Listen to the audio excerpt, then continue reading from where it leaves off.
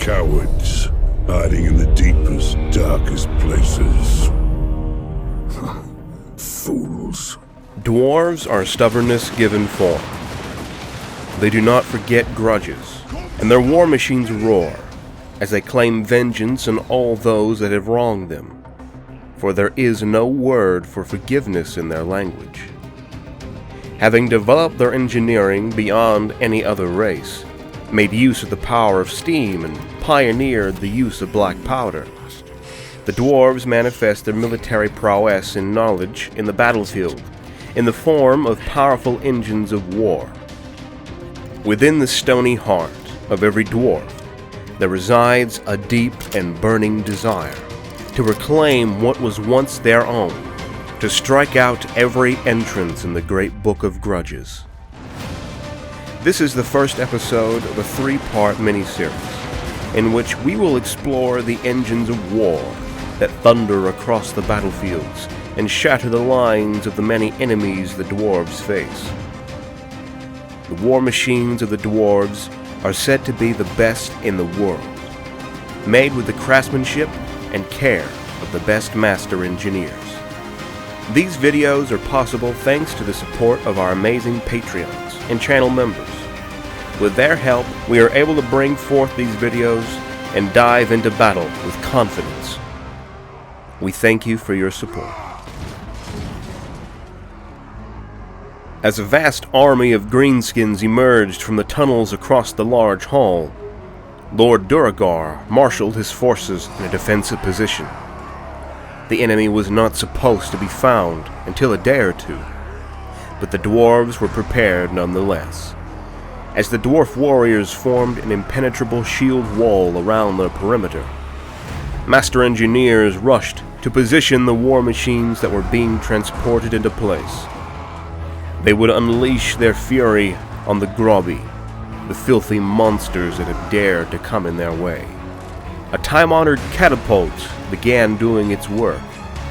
The ancient war machine hurled massive boulders, flying against the approaching greenskin horde, each impact making bloody pulse and creating holes in their pitiful and inorganized advance. Many of them fell, but as it was to be expected when facing the numberless greenskin hordes, the savage ones continued their advance nonetheless. Suddenly, the closest orcs fell as the bolts and bullets shot by dwarf crossbows and handguns found their marks. They were now within range of their deadly and well-crafted weapons, carried by trained warriors, already with old grudges upon their lips. This throng had added newer devices to their arsenal, flame-spewing cannons and multi-barreled field guns. They opened fire and roared again and again, burning and smashing dozens of greenskin scum at a time. Dwarf thunderers continued to fire, unleashing resounding fury and clouds of gunsmoke. Being methodical in their engagements, the dwarves continued to load and aim in a disciplined manner, each shot being fired with the same precision as the last, never losing their temper. Thinned and bloodied, the enemy reached the dwarf front lines to confront the shield wall. There, faced with shield, axe, and hammer, the greenskins met their end at the hands of the wrathful dwarves. Many orcs and goblins continued to throw themselves with rage against the shield wall, stepping over their own dead. The close combat was bloody, but clearly one-sided. Against the red-hot vengeance of the dwarves, few can stand for long. The greenskins lost their momentum and began to panic. Then finally, the dwarves charged with a deafening war cry, led by Lord Duergar himself. The orcs, goblins, and other foul creatures were in disarray as the dwarves sung the songs of Valea, Grimnir, and Grungni as they slew left and right. The warriors' fury was too much for the greenskins, and the back of the horde was broken in a matter of minutes. with the orcs and goblins not being able to do anything about it. They were going to pay for their trespass with blood, but the dwarves do not forget their grudges.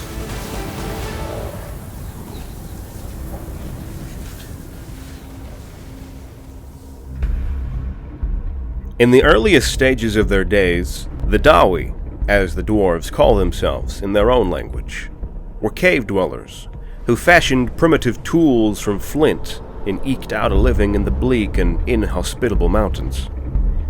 Then, as now, the dwarves were a hardy folk, and they endured despite the hardships.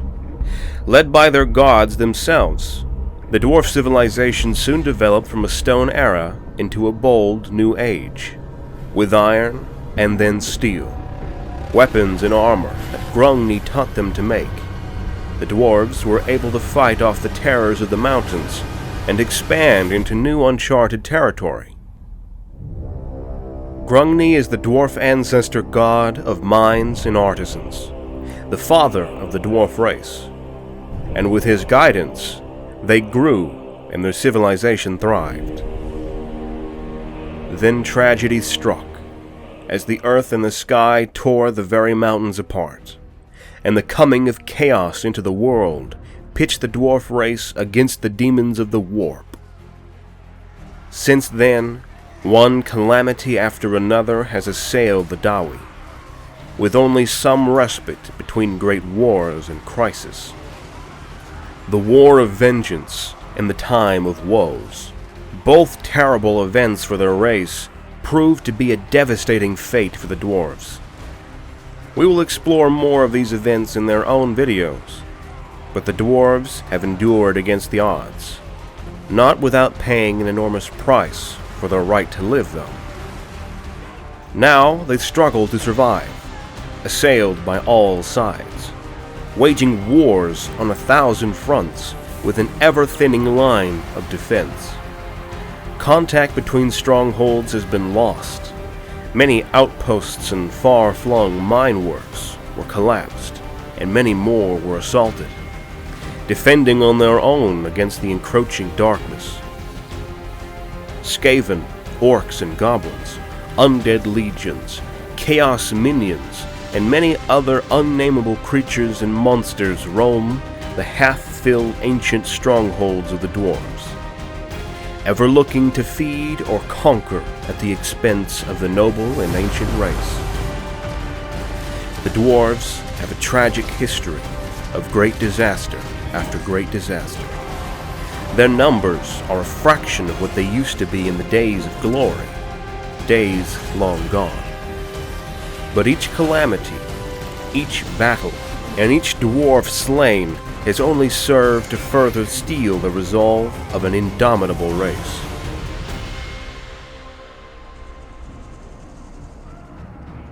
Although much of the ancient knowledge available to the dwarves has been lost to fires, buried under fallen pillars and debris, flooded, trampled, stolen, or otherwise lost to time, they have managed to outstrip their ancestors in one key aspect: engineering.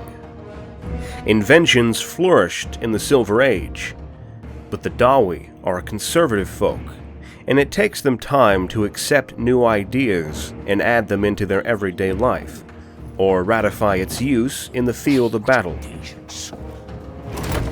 Thus, an item's invention can be many generations removed from when it actually becomes acceptable to use it. Weapons of various sizes and mechanisms were devised. Many improvements were made to the already reliable and deadly artillery, and black powder weaponry was available, and many other revolutionary inventions have been engineered by the many clever and talented dwarf engineers. Mining was revolutionized by steam-powered drilling, taking fewer dwarves to excavate new mines and execute new projects. As the dwarf population is now but a fraction of its former size, these innovations were much needed.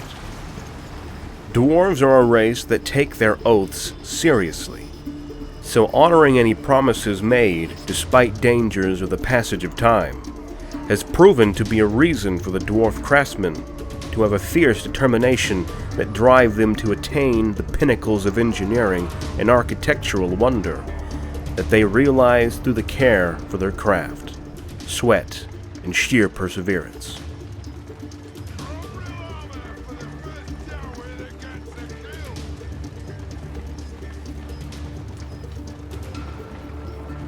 These master engineers accompany the vengeful throngs into the most hazardous of battlefields, often wielding mechanical warhammers made by themselves, and prototype black powder weaponry, such as pistols or rifles, even more powerful than the common hand cannons used by the Thunderer's firing line.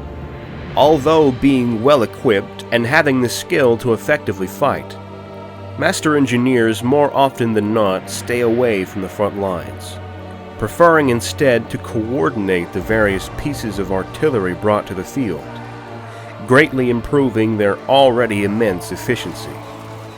It is a rare sight, indeed, that a dwarf machine of war jams mid-firing or breaks. But when that does happen, if a master engineer is nearby, the dwarf commander can be assured that it will not remain inoperable for long. Master engineers direct and coordinate the construction of barricades, stone walls, and firing pits in quick succession, adapting on the fly as the battle progresses, and in perfect accordance to the needs of the army fighting in the front lines.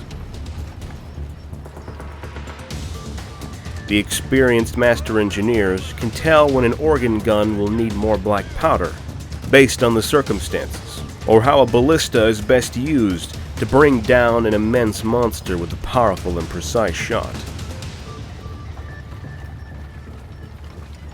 Amongst the various realms of the dwarves, there are many clans.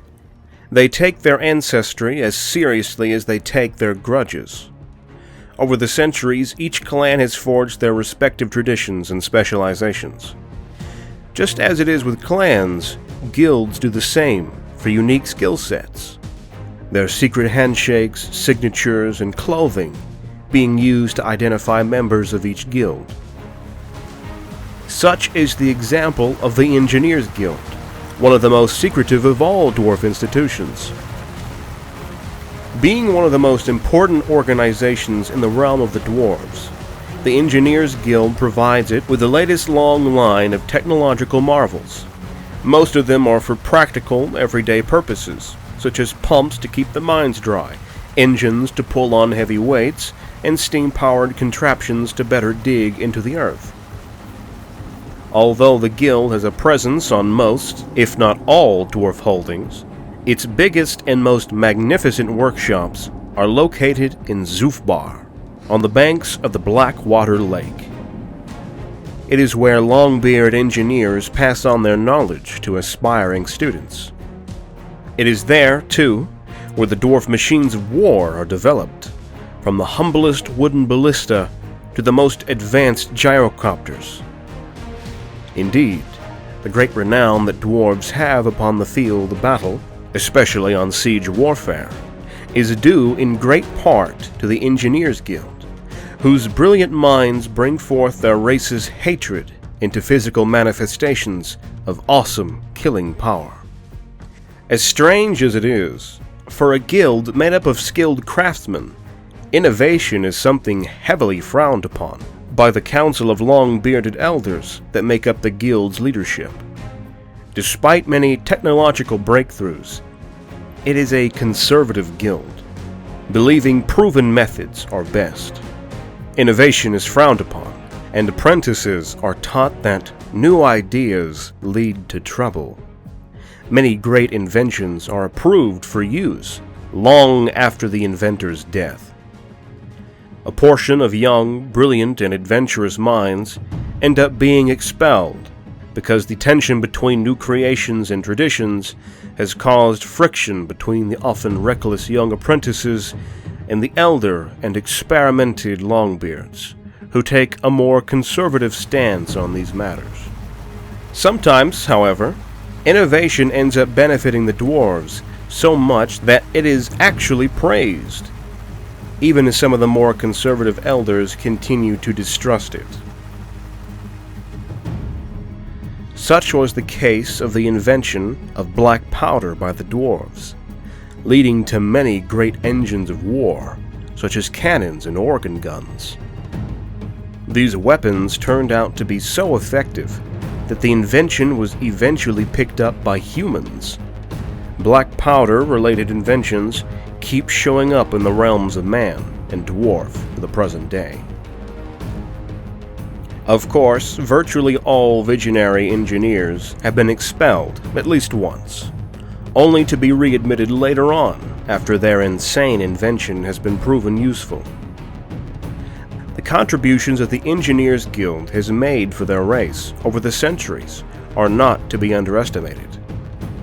Still, some members who are usually the highest-ranked individuals of the guild make themselves known on the battlefield directly. The devastating power many of these war machines have in the field of battle is something to behold. In the next part of this mini-series, we will explore how the artillery of the dwarves is used against the many enemies that assail this stubborn race of fierce warriors and brilliant inventors.